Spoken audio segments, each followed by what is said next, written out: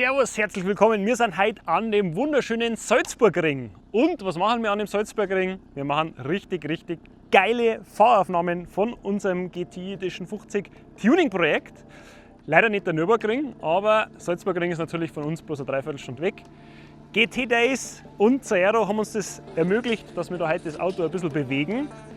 Wir machen ein bisschen Fahrwerkseinstellung, wir machen natürlich geile Rollers, wir machen geile Fotos für euch und all das heute in diesem Video. Viel Spaß!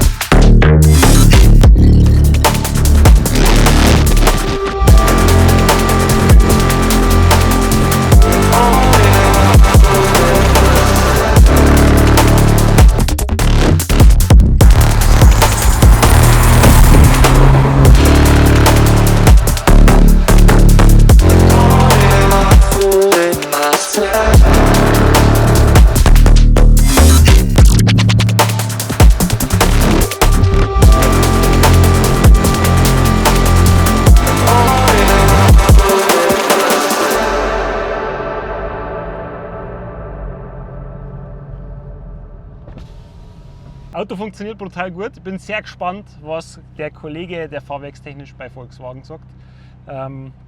Natürlich mit den 20 Zoll ein bisschen begrenzt, aber das ST XCA Plus 3 und die Goodyear Reifen, die haben mir richtig geliefert. Richtig geil. Ich hoffe, euch hat es Spaß gemacht, die Aufnahmen zu genießen und wir hauen jetzt wieder ab ins Headquarter. Tschüss!